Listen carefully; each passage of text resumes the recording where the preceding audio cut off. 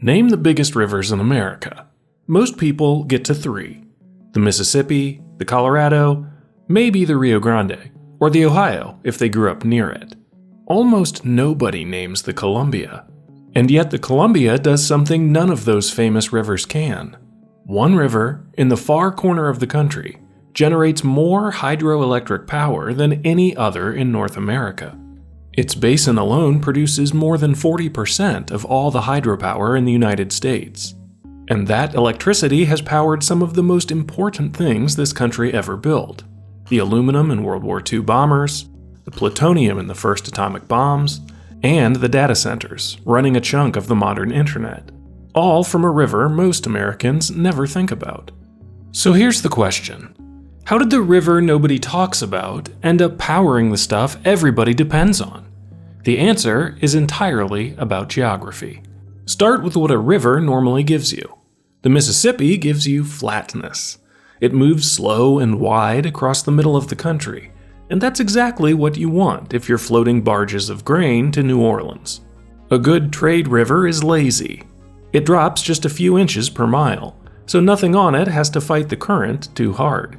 The Columbia is the opposite kind of river. It starts high in the Canadian Rockies and it comes down hard. Over its length, it falls more than 2,600 feet before it reaches the Pacific, a steep, sustained drop that most big rivers just don't have. But a steep river alone isn't special. Plenty of mountain streams fall fast and carry almost nothing. What makes the Columbia different is that it drops fast and carries an enormous volume of water. It's the largest river by volume flowing into the Pacific from North America. That combination is the rare part, because hydroelectric power is really just 2 numbers multiplied together: how much water you have and how far it falls. Volume times drop. The Columbia has both, at a scale nothing else on the continent matches. For most of history, that made the Columbia kind of useless. You couldn't farm its canyons. You couldn't easily navigate a river that dropped through gorges and rapids. The thing that made it worthless for the old economy is the exact thing that made it priceless for the new one.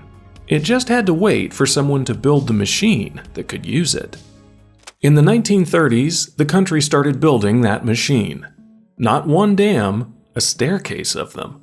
The 2 anchors came first. Both started in 1934. Bonneville, down near the mouth, 40 miles east of Portland. And then the big one, Grand Coulee, 400 miles upriver. It's hard to overstate how large Grand Coulee is. It holds nearly 12 million cubic yards of concrete, about 3 times as much as Hoover Dam, and stretches almost a mile across the river.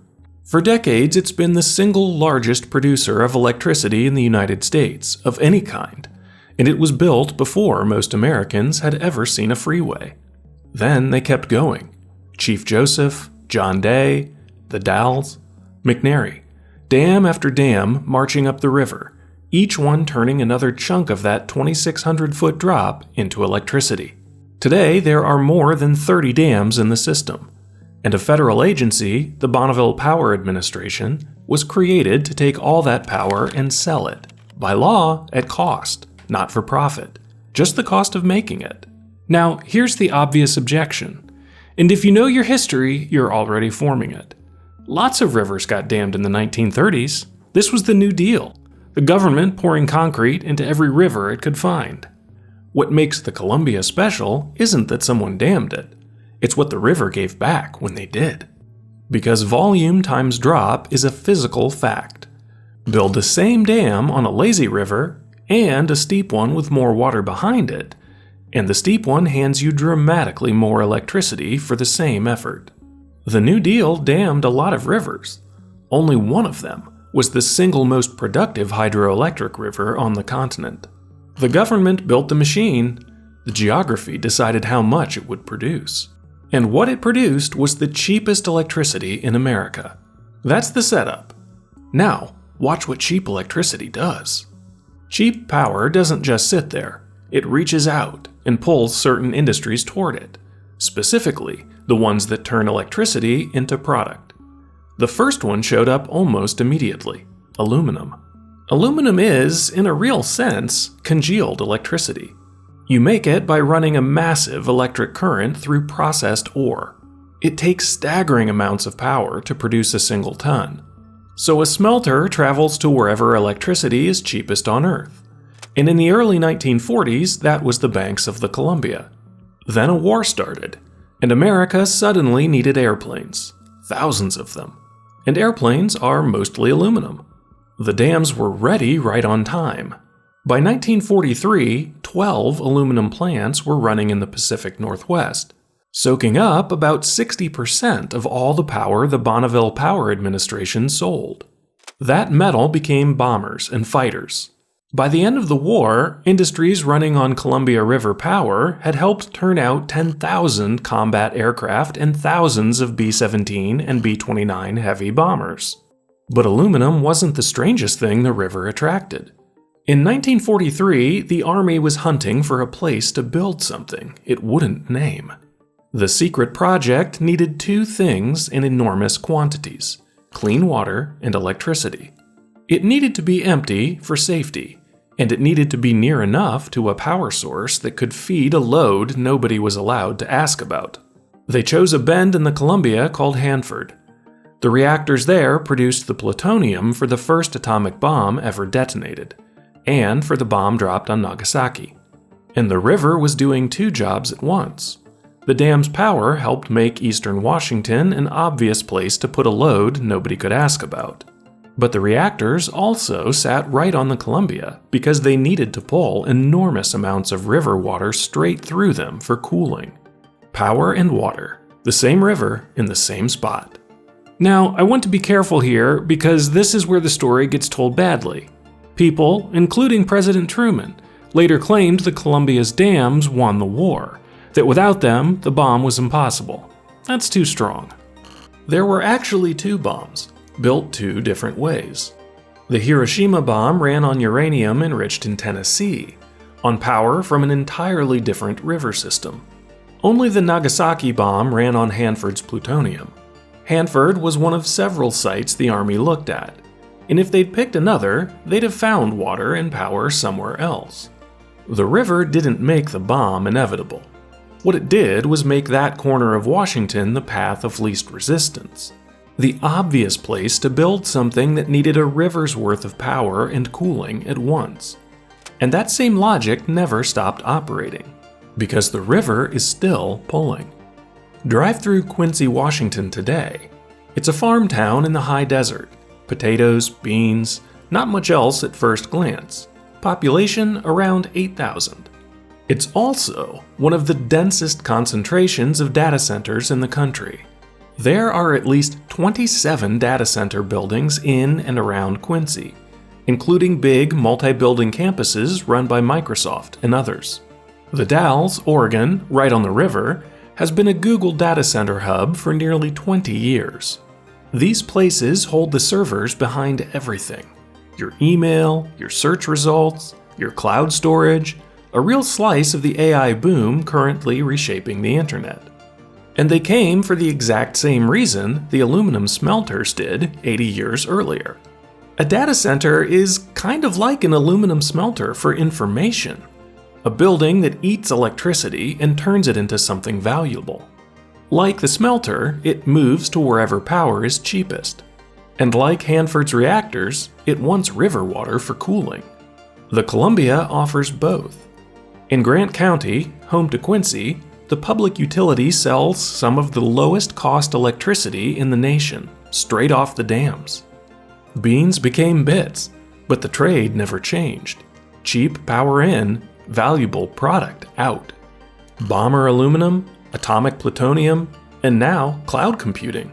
3 completely different technologies, and the same river sitting underneath all of them, for the same reason every time. It was never about what the product was. It was about where the electricity was cheapest. And the electricity was cheapest here because of volume times drop, a fact set in place before any of us were born. Which sounds like a clean, happy story. It isn't, not entirely. Here's the part the hydroelectric wonder version leaves out. Every one of those dams is a wall, and the Columbia was, before the walls went up, arguably the greatest salmon river on Earth. Runs of fish so thick that they were the foundation of entire civilizations. Native nations along the Columbia had fished it for thousands of years. Salmon wasn't a food, it was the center of their culture and the economy. The dams cut the river into pieces. Salmon are born upstream, swim to the ocean, then fight their way back up to spawn. And a 550-foot wall of concrete does not care about that journey. Some dams got fish ladders. Grand Coulee was too tall for one. It flat out ended salmon migration to the entire upper river. Thousands of miles of spawning ground, gone in a single structure. And this is where treaty rights come in, because they predate everything else in this story. When Northwest tribes signed treaties with the United States in the 1850s, they gave up enormous amounts of land. But they explicitly kept the right to fish at their usual places forever. Those treaties are still the law. So you have a legal promise to protect fish that the government's own dams then destroyed. The federal system has spent billions trying to undo the damage. Some runs have stabilized, others are functionally gone. And the pressure is still climbing. Those same data centers are now such heavy power users that the local utility recently approved a $260 million project just to build new transmission lines to keep up. The demands on the river, power, cooling water, fish, treaty obligations, are all rising at once, and they don't fit together neatly. The river that generated all that wealth also carries a bill, and it's still coming due. Go back to the beginning.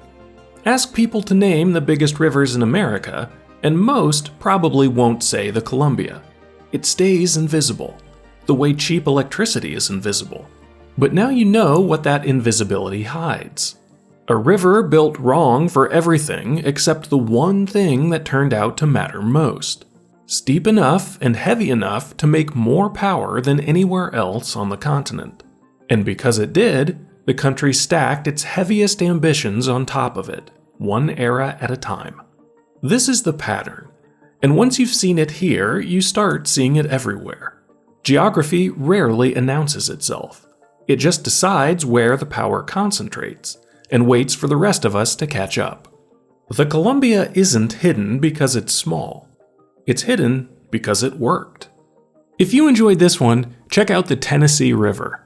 The same New Deal, the dams, the cheap hydropower, aimed at the poorest region in the country, and used to build a manufacturing base out of nothing. The world has a structure. Let's keep finding it.